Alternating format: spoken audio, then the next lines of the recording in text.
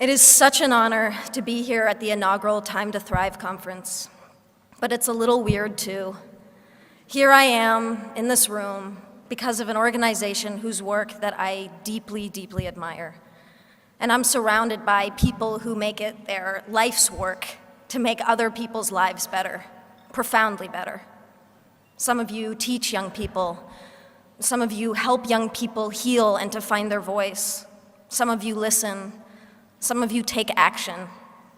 Some of you are young people yourselves, in which case it's even weirder for a person like me to be speaking to you.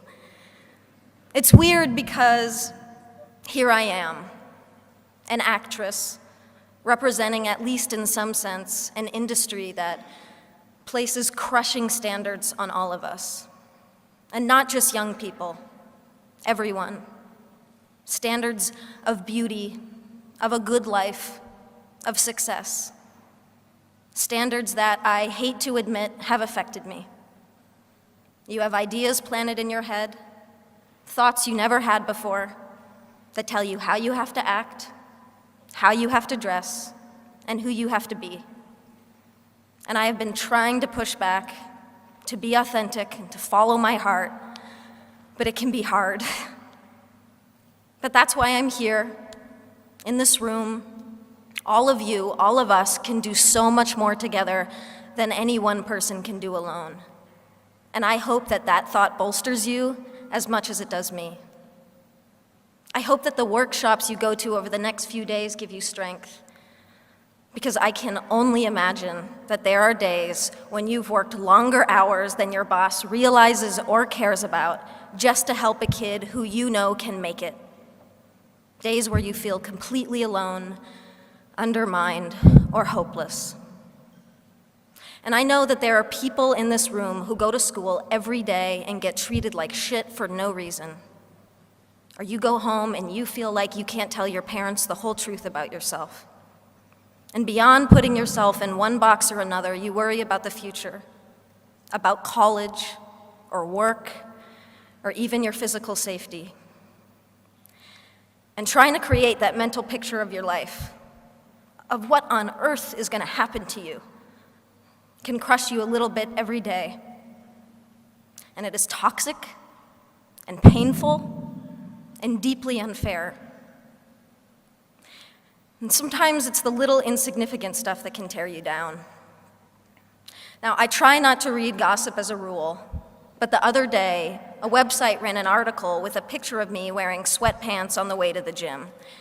And the writer asked, "Why does this petite beauty insist upon dressing like a massive man?" Because I like to be comfortable.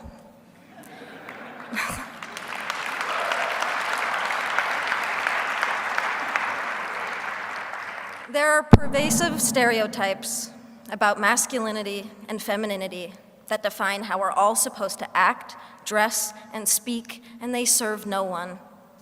Anyone who defies these so-called norms becomes worthy of comment and scrutiny, and the LGBT community knows this all too well. Yet there is courage all around us. The football hero, Michael Sam, the actress, Laverne Cox, the musicians, Tegan and Sarah Quinn, the family that supports their daughter or son who has come out.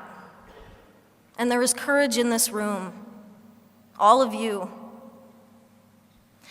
And I'm inspired to be in this room because every single one of you is here for the same reason.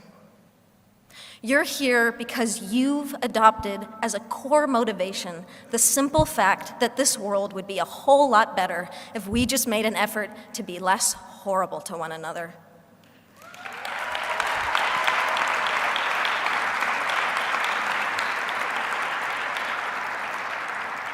If we took just 5 minutes to recognize each other's beauty instead of attacking each other for our differences, that's not hard. It's really an easier and better way to live. And ultimately, it saves lives. Then again, it can be the hardest thing. Because loving other people starts with loving ourselves and accepting ourselves. And I know many of you have struggled with this. And I draw upon your strength and your support in ways that you will never know. And I am here today because I am gay. And because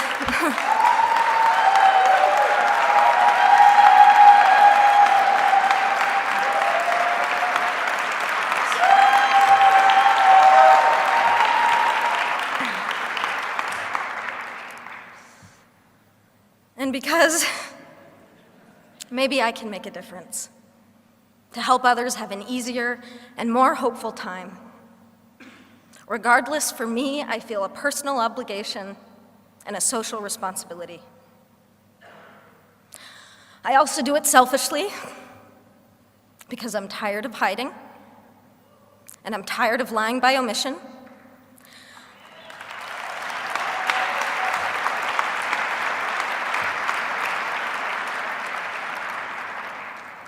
I suffered for years because I was scared to be out. My spirit suffered, my mental health suffered, and my relationship suffered. And I'm standing here today with all of you on the other side of that pain.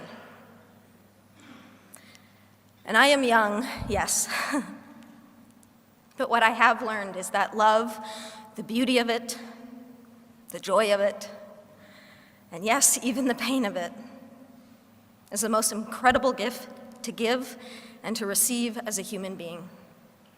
And we deserve to experience love fully, equally, without shame and without compromise. There are too many kids out there suffering from bullying, rejection, or simply being mistreated because of who they are. Too many dropouts, too much abuse, too many homeless, too many suicides. You can change that, and you are changing it. But you never needed me to tell you that. And that's why this was a little bit weird.